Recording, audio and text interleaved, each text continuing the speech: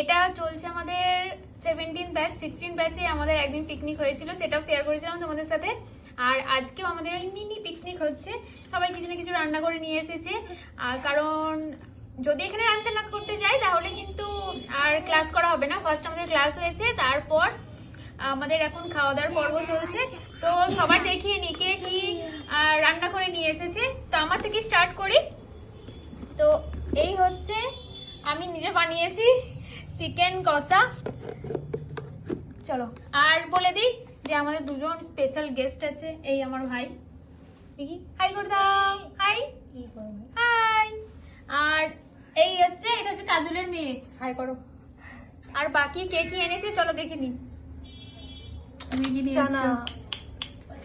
তুমি চিকেন ভর্তা, তুমি ছোলার ডাল,